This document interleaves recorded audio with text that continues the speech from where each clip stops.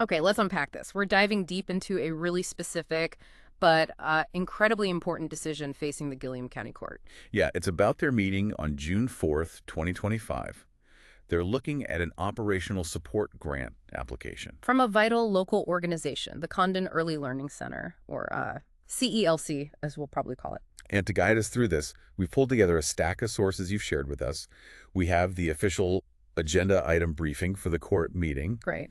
The grant application CELC submitted a detailed sustainability report prepared for CELC by Kelly Nonprofit Consulting, That sounds important. and some related communications too. So quite a bit to work with. Our mission in this deep dive is really to figure out what's going on here. We want to get to the heart of CELC's situation, understand why the specific funding is so crucial right now, explore the broader picture of childcare challenges that, many communities are grappling with. It's a national issue, really. Absolutely. And ultimately, see what's truly at stake in this decision for the future of Gilliam County. And just to set the scene a bit, this isn't a snap decision they're making. This item was actually tabled from a previous meeting back on May 21st. Oh, interesting. Why was that? Well, it was specifically to allow for more discussion on the application after they held a work session. So you can see the county is taking a thoughtful approach to this. Okay, good context. So let's start with the basics then. For anyone listening who might not be directly familiar, what is the Condon Early Learning Center? What role does it play in a place like Gilliam County? Well, you can think of CLC as really a cornerstone for young families, particularly in the southern part of the county. It's been providing early learning and care for children from birth up to age 5 since 2001. A long time. And the sources make it clear their purpose is much bigger than just basic care, right? Oh, absolutely. They aim to provide a nurturing, safe place that promotes development through play and building relationships. And the reports mention they have a really skilled team doing this. And that focus on development and quality care, it seems to have this massive ripple effect on the community. It really does. By providing reliable childcare, they enable parents to work, which is, absolutely critical for the local workforce. Which boosts family financial stability. Right. Helps businesses who need those workers, can improve maternal mental health. It even helps reduce things like poverty and food insecurity by allowing parents to earn income. It strengthens the whole community fabric, it sounds like. Exactly. And they don't do it alone. The grant application, it really highlights these deep roots and partnerships they have. Yeah, they collaborate closely with groups like Umatilla Morrow Head Start. It's actually remarkable that sources say 90% of their students are in publicly funded programs like Early Head Start, Head Start. Those are the federal programs for low-income families, right? Correct. Or the state's Preschool Promise program. So most families are getting significant support. And their network extends even further. It does.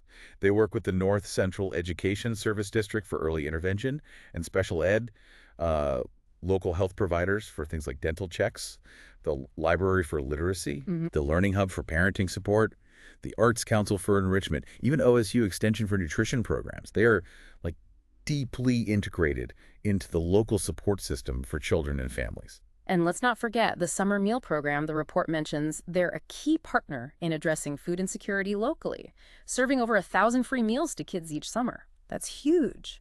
What really stands out, though, is how essential CELC is to the county's own stated goals. How so? The source material explicitly says CELC's work is critical to fulfilling a key part of the Gilliam County Strategic Plan. Specifically, goal number 2, strategy number 3. Which is? That's the county's objective, to create an affordable early education slot for every child age 0 to 5 who needs one.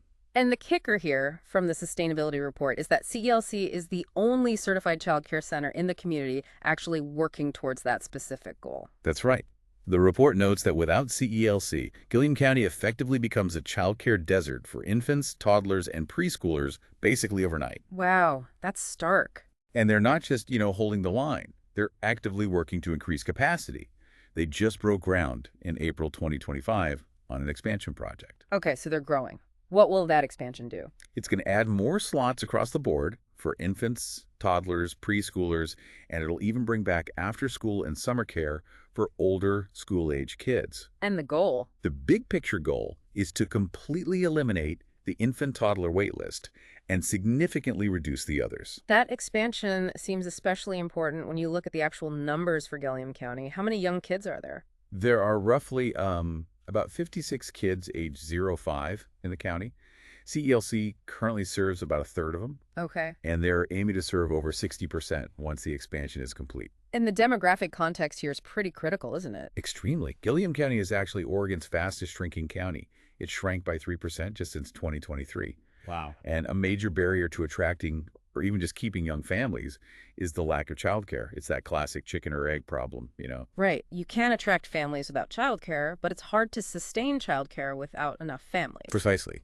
So CELC's expansion is directly trying to tackle that barrier, especially since they have a current wait list of 15 children who need care right now. Okay. So we see CELC is absolutely vital. It's deeply connected, and it's actively trying to grow to meet the need. But this deep dive really needs to address the elephant in the room, which is the financial picture. Why is county funding so needed, even for an organization doing such important work? Well, yeah, you can't look at CELC's finances in a vacuum. It's really part of a much larger national problem we often call the child care crisis. We hear that term a lot. Right. Across America, costs are soaring for families, while the people providing the care are often underpaid and burning out. We see child care deserts everywhere, places where there just aren't enough licensed slots. And Gilliam County. Interestingly, it's the only county in Oregon that isn't currently classified as a desert for kids under 2, and CELC is a huge reason why. And one of the sources, it quotes the U.S. Secretary of the Treasury, doesn't it, from back in 2021? Yes, describing child care as a textbook example of a broken market. The point being, the price families pay doesn't cover the true cost. Especially when you factor in all the societal benefits we talked about earlier, workforce participation, stability. Exactly. The market price doesn't reflect the full public value. So bringing that back down to Condon and Gilliam County specifically, the local economic reality makes this even tougher, I imagine. It really does. The median household income in Condon is just under $38,400. And over 48% of students at Condon Elementary qualify for free or reduced lunch. So bottom line, many families there simply cannot afford the market rate for full-time childcare without significant help. Absolutely not, which is precisely why those publicly funded programs, Head Start, Preschool Promise, and state subsidies like ERDC, the Employment-Related Daycare Program, are so crucial. Right. ERBC helps low-income working families pay for care. And the revenue CELC gets per child from these programs, say around $1,500 a month for an early Head Start infant. It's much higher than what most local families could ever afford to pay out of pocket, especially if you think about someone earning minimum wage. Okay, so the public funding helps bridge that affordability gap, but there's a catch, isn't there? Here's where that broken market really comes into play, and it's the core insight from these documents. Even though these public funds pay more per child than private tuition typically would, they don't actually fund full-time, full-year care. What do they fund then? State contracts typically cover only part-time hours, often around 24 hours a week, and usually only for the school year, like September to June. Ah, but parents need full-time year-round care to work full-time jobs. Exactly. And yet these same state contracts often dictate compensation requirements for the teaching staff. Okay, wait. So the state says you need to pay your staff this much. Right. And CLC has highly skilled educators, many with experience well beyond the minimums, which is fantastic for the kids in the county. But we're only going to give you funding based on part-time hours. You've got it. Meeting those state-mandated wage levels adds to operational costs that the part-time funding model simply doesn't cover. So that's the bind. Local families can't afford the full cost. Public funding covers most kids, but only part-time. Yet that same funding structure requires competitive wages. Precisely. This mismatch creates a significant, persistent revenue gap. And that's why the documents emphasize that Gilliam County's operational support is absolutely critical for CELC to bridge this gap and, frankly, remain open. And bridging that gap isn't just like charity, it's framed as an investment, right? Yeah, very much so. No. The report points to research showing a potential return of $6.30 for every dollar invested in early childhood education. How does that return work? It comes from families becoming more financially stable, less reliant on government assistance long term. Plus the academic benefits. Kids in quality programs are more ready for school, and remember, 90% of brain development happens by age 5. So the core problem is that the market price, what parents can pay or even what subsidies offer, doesn't reflect the true value or cover the actual cost of providing quality care, especially in a lower-income rural area. That's the heart of it. Relying solely on parent fees or even the current public subsidy model isn't enough to keep the lights on while providing quality full-time care. Okay, so understanding this fundamental gap, The sustainability report then looked at what CELC could do internally, right, to try and become more sustainable. Yes, like any small business facing financial pressure, they looked at cutting costs and increasing revenue. But they have to do this within a really specific set of constraints, as you said. Right. State regulations, wage requirements tied to contracts, the local economy. It's not as simple as just raising prices or slashing costs, unfortunately. So let's look at trying to increase revenue first. The obvious thought might be, well, just raise tuition for families. And the report looks at this, but it highlights some severe limitations. First, most families are in those subsidized slots where the rates are fixed by the state or federal government, not by CELC. Right, so CLC can't just charge them more. Exactly. For the small number of private pay families, tuition is already set based on what local families can realistically afford. The report modeled a modest 15% tuition increase. Yeah. It would only bring in around $3,150 a year. And there's not much impact because so few families pay privately. And if they raised it more? The risk is families simply couldn't afford it and might have to leave their jobs, which, nationally costs parents billions in lost income and hurts the local economy too. Okay, so raising tuition isn't really the answer. What about expanding services that families might pay for, like weekend care or after-school care? They looked at that. Weekend demand seems uncertain and would require significant upfront investment. After-school care for older kids, 6-12 years old, that does have demand, and CELC plans to relaunch it. Does that help the bottom line much? The report notes the profit margin is pretty similar to their core early learning program. So it helps a bit, brings in some revenue, but it's not like a silver bullet for the overall deficit. So the big takeaway for increasing earned revenue seems to be it's really limited, because most families rely on subsidies with fixed rates and local incomes are low. Pretty much. Significantly boosting revenue from parents isn't really a viable path to closing that big gap. The report even notes the average cost of care at CELC, even with discounts, eats up about 12.7% of the county median income. Which is way higher than the generally accepted 7% affordability standard, right? Far higher. And the burden is even greater for single mothers, who make up about 24% of the families they serve. Which just reinforces why the problem can't be solved simply by charging families more. They just can't afford it. Exactly. Okay, so if increasing revenue is severely limited, what about the other side? Cutting expenses. The report explores that too. Yes. They looked at cutting smaller discretionary things first. Stuff like staff appreciation, advertising, costs related to fundraising, things you might trim in a tight budget. But how much does that really save? The report shows those total only about $10,000 a year. It's really a drop in the bucket compared to the overall deficit they face. And cutting things like advertising or fundraising might actually hurt them in the long run, right? Fewer donations, maybe lower enrollment. That's the risk, yes.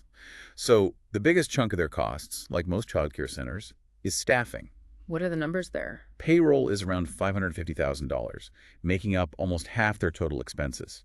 Personnel costs overall are nearly $650,000. So did the report look at cutting salaries? It did model a significant wage cut, like 15%. That would save maybe $82,500 annually. But even then, personnel costs would still be 45% of total expenses. And here's the critical challenge with cutting wages, as the report highlights. It's those state contracts again.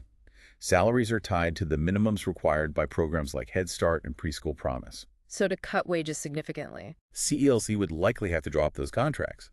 And if they did that, they'd end up losing more revenue from the contracts than they'd save on payroll. It's completely counterproductive. wow, that's a real catch-22. So what other expense-cutting options were looked at?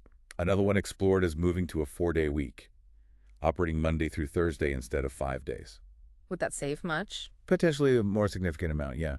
Maybe around $100,000 annually when you factor in related personnel cost savings. How would that impact families? The report suggests Friday attendance is often low anyway, so the impact on most families might actually be minimal. It needs more study, but it's a possibility. But even if they did that, combined a 4-day week with cutting all those small discretionary costs, what's the total savings? The report estimates total savings around $121,000. But, and this is important, it notes this only reduces the overall budget by about 2%.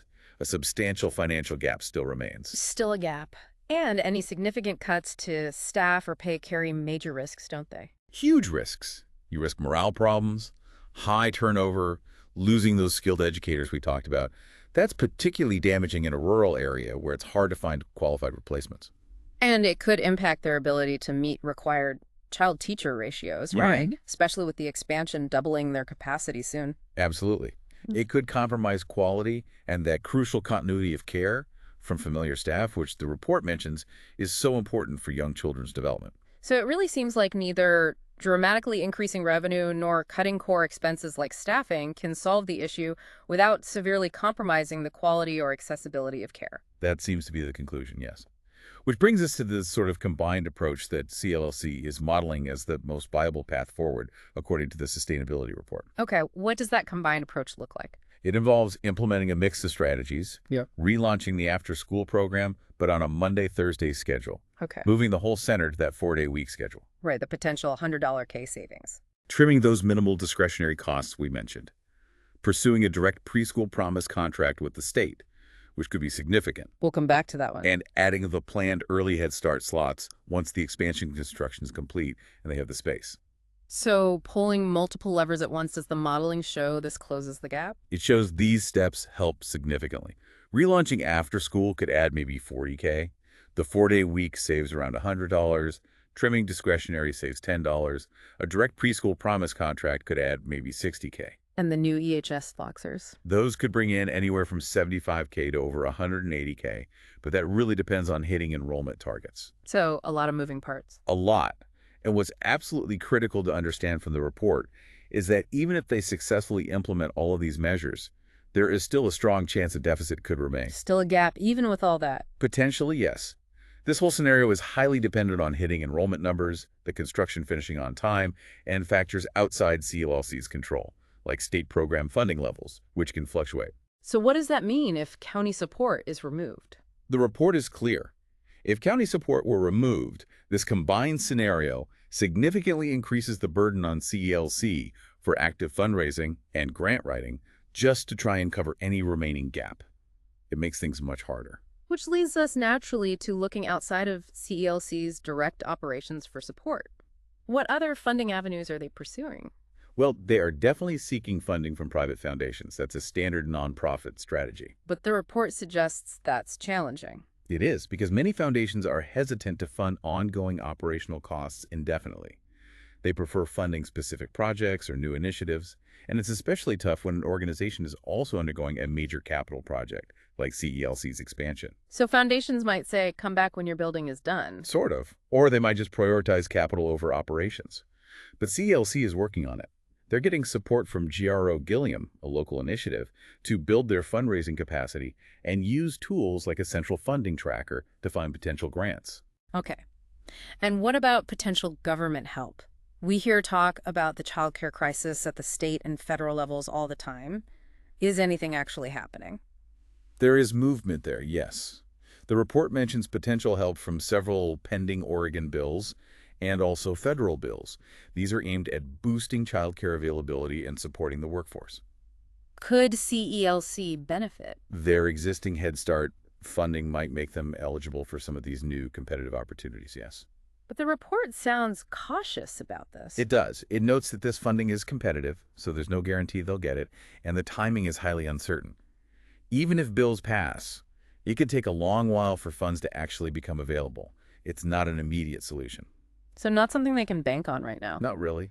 In the meantime, though, they've already taken some proactive steps using existing resources, Like what? like utilizing that GRO Gilliam program for expert advice and technical assistance. And they've started the hiring process early for the expansion staff. Why hire now if the building isn't ready? Well, bringing on new staff now, even before the building is fully ready, helps address the immediate wait list. It also ensures they can meet the required child-teacher ratios and maintain quality right from day one post-expansion. It also helps address some of the current operating deficit counterintuitively by bringing in revenue for those kids sooner. Okay, that makes sense.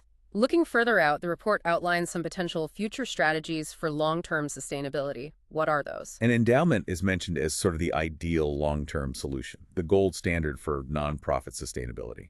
Explain what an endowment is again. It's essentially a large investment fund. Donations build up the principal, and the organization uses the investment income, like maybe 4 or 5% per year, to cover operational costs. How big would an endowment need to be for CLC? Well, the report estimates that to cover a future deficit of, say, $250,000 to $300,000 annually, You'd need a pretty significant endowment, maybe in the range of $5 to $7 million. Wow, that's a huge number. It is. The exact amount depends on how much of the deficit CELC can close through those combined strategies we talked about, but it's definitely a massive long-term fundraising goal, not happening overnight. Okay, so endowment is the long-term dream. What about more medium-term ideas? Other potential strategies include studying that Friday closure option more deeply, seeing if they can leverage the after-school program revenue more effectively, and crucially, pursuing that direct preschool promise contract with the state. Tell me more about that direct contract. Why is it significant? Right now, they likely access preschool promise funds through a regional hub. Contracting directly with the State Department of Early Learning and Care could potentially bring in significantly more revenue per child. The report estimates maybe over $15,000 per child per year. And with the expansion slots. Exactly. That could add up to around $125,000 in additional revenue annually. That's a really significant potential boost. Okay, that sounds promising. Anything else? They could also benefit from more specialized business training, things like the Early Child Care Business Accelerator programs that exist, and exploring partnerships with local employers. How would employer partnerships work? Well, the report suggests the county could help facilitate connections. Businesses have a very clear self-interest in ensuring their workforce has reliable childcare access. So maybe public-private partnerships where local businesses contribute funding could be explored. So lots of potential strategies, but also lots of uncertainty. That's a good way to put it. The report acknowledges that forecasting is really tough. State and federal funding can fluctuate. It has even been reduced historically sometimes. But the demand from families isn't fluctuating, is it? No, the demand is clearly there.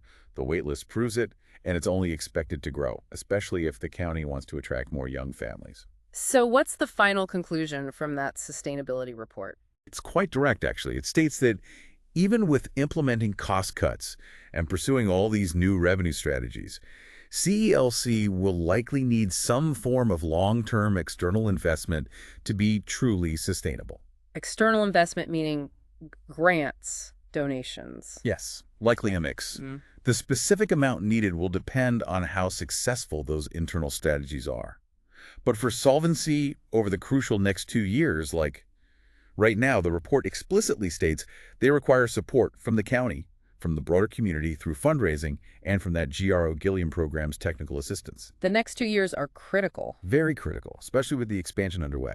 This brings us to a really powerful comparison the report makes, doesn't it? Arguing that childcare should be seen as essential infrastructure. Yes, it uses a compelling case study to make this point. They look at the example of the Little Strouts Learning Center in Warren, Minnesota. What's the situation there? It's a rural town, population similar to Gilliam County, around 1,600 people. And like CELC, they had a single child care center that was facing closure despite being completely full. Same kinds of financial pressures. And what was the impact of it potentially closing? Immediate and severe. Families were actually talking about moving away, but the local business leaders quickly realized this wasn't just a problem for those families, it was an economic problem for the whole town. How so? They surveyed local businesses, and get this, over 30% of respondents said they'd either turned down qualified job candidates or had employees leave the workforce specifically because of childcare issues. Wow, 30%? Yeah, one business leader was quoted saying childcare availability was the #1 factor affecting their ability to hire people and grow their business. That really highlights the tangible economic cost of not having enough childcare. Absolutely. The report cites estimates that childcare issues cost employers hundreds of dollars per employee every year in lost productivity and turnover. Zooming out, the statewide economic impact in Oregon just from the infant-toddler childcare crisis is estimated at $1.4 billion annually. Billion with a B. Yes. And nationally, it's a staggering $122 billion in lost earnings, productivity, and tax revenue. So what did Warren, Minnesota do? They faced this crisis. They came up with an innovative, community-wide solution. It was close, but they narrowly passed a local measure for a small sales tax increase, just 0.5%, lasting for 20 years, specifically dedicated to funding the child care center. A dedicated sales tax for childcare. That's interesting. They also transitioned the center to a nonprofit structure, built a new facility to double capacity. And how did they fund all that? Sales tax alone wouldn't cover building a new center. No, they filled the remaining funding gap with a mix: a USDA loan, a state grant, and massive fundraising efforts led by those local business leaders who recognized the economic necessity. Did the businesses step up? Big time. The report says they raised $800,000, with $400,000 coming in on the very first day of the campaign. Incredible. That Warren case study really makes the point crystal clear, doesn't it? It really does. Childcare isn't just a private expense families have to figure out. It's fundamental social infrastructure, just like roads or broadband, that's necessary for a community to function and thrive. It directly impacts the local workforce, the ability to attract businesses, and is just essential for a rural community like Gilliam County if it wants to retain families and maybe even grow its population. It completely reframes the conversation. It's not just about a child care center needing a grant. It's about investing in an essential community asset that's facing these systemic funding challenges found everywhere. Investing in it is investing in the community's economic future. So as we wrap up this deep dive into these sources, it's clear the decision before the Gilliam County Court on June 4th is much more complex than just a simple grant application approval or denial. It really is. It's about the future sustainability of an absolutely critical piece of community infrastructure that, as these sources clearly show, is operating within a fundamentally broken market model for childcare, a model that impacts communities, especially rural ones, all across the country. The Condon Early Learning Center, CELC, does vital work. We've seen how it supports children's development, enables parents to get to work, partners with numerous local groups, and directly supports a key county strategic goal. And the financial reality, which is laid out so clearly in that sustainability report, is that despite being fiscally responsible, despite actively pursuing every possible efficiency and revenue increase they can think of, a significant funding gap exists. And that gap isn't, a sign of failure on CLC's part. Not at all. It's a consequence of that broken market model, which is particularly challenging in a rural area with lower average incomes and fewer potential funding sources. So, based on everything we've looked at today, the economic data, that powerful Warren case study, CELC's absolutely vital role in Gilliam County. Here's maybe a final thought for you, the listener, to consider. What does the future truly look like for communities like Gilliam County if essential social infrastructure like CELC isn't sustained? If it has to cut services or worse, close? What is the actual long-term cost to the community, to its economy, its families, its future of not investing in its foundational early learning and childcare?